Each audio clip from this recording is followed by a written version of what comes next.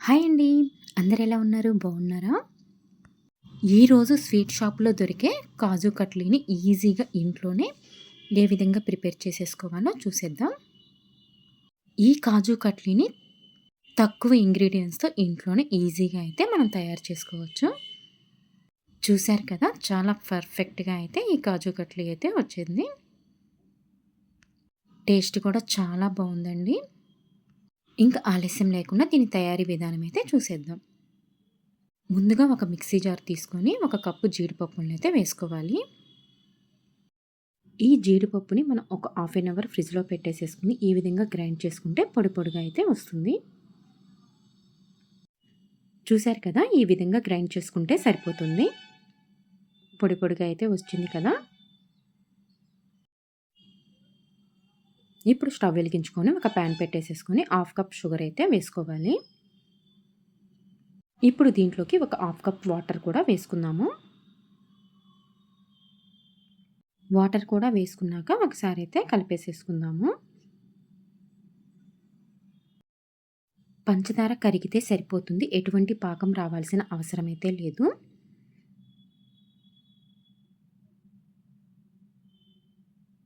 మనకి దీంట్లో కావాలంటే ఇలాచీ పౌడర్‌ని కూడా యాడ్ చేసుకోవచ్చు. నేనైతే యాడ్ చేయట్లేదు.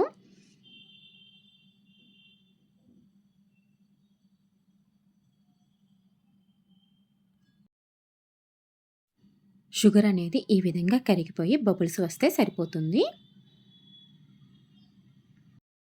షుగర్ అనేది పాకం రావాల్సిన అవసరమైతే లేదు. చూసారు కదా! ఈ విధంగా ఉంటే సరిపోతుంది.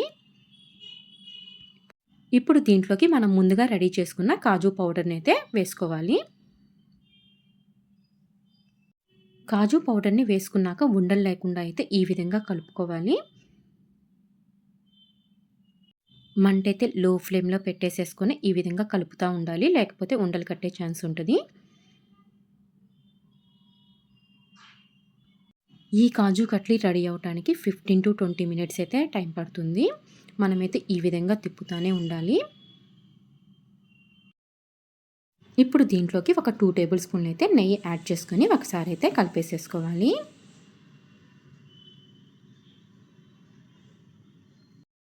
ఈ ప్రాసెస్ మొత్తం మంట సిమ్‌లోనే పెట్టేసేసుకొని చేసుకోవాలి. లేకపోతే అడుగంటే ఛాన్స్ ఉంటది.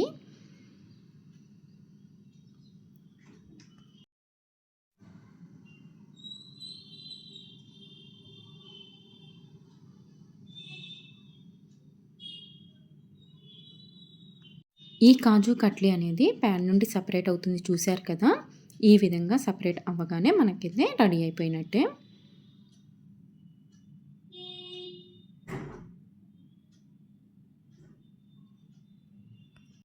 ఇప్పుడు ఈ కాజు కట్లీనైతే చేతికి కొంచెం నెయ్యి అప్లై చేసుకొని ఈ విధంగా ఉండగా ఫార్మ్ చేసుకోవాలి. ఈ విధంగా ఉండగా ఫార్మ్ అయితే మనకి కరెక్ట్‌గా వచ్చినట్టు కాజు కట్లీ. ఇప్పుడు ఒకసారి కలిపేసేసుకొని ఇంకా స్టవ్ ఆపేసేసుకోవచ్చు. ఈ కాజు కట్లీ అనేది గోరువెచ్చగా అయితే ఉండాలి. కాసేపైతే పక్కన పెట్టేసేసుకొని మనం ఇప్పుడు ముందుగా బటర్ పేపర్ తీసుకొని దాంట్లోకి కొంచెం నెయ్యి అయితే యాడ్ చేసుకొని ఈ విధంగా స్ప్రెడ్ చేసేసుకోవాలి. ఇప్పుడు ఈ కాజు కట్లీని అయితే బటర్ పేపర్ మీద వేసుకోవాలి. ఇప్పుడు నేను వీడియోలో చూపిస్తున్న విధంగా అయితే ప్రెస్ చేసేసుకోవాలి.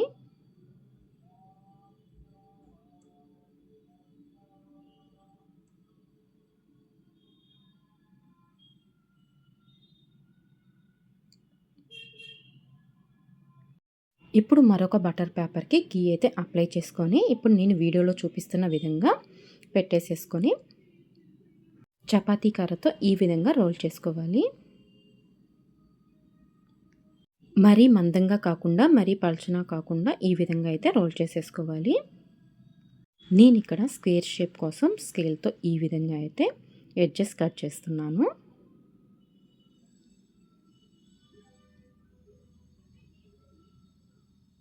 ఇప్పుడు మళ్ళీ బటర్ పేపర్ పెట్టేసేసుకొని ఒకసారి అయితే ఈ విధంగా రోల్ చేసేసుకోవాలి.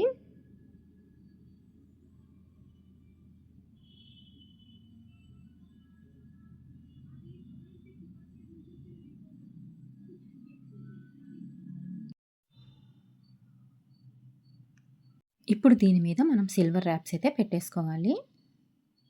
చూసారు కదా! నేను వీడియోలో చూపిస్తున్న విధంగా పెట్టుకుంటే సరిపోతుంది. ఇప్పుడు దీనిని మనం కావాల్సిన సైజులో, అదేవిధంగా కావాల్సిన షేప్స్‌లో అయితే కట్ చేసుకోవచ్చు.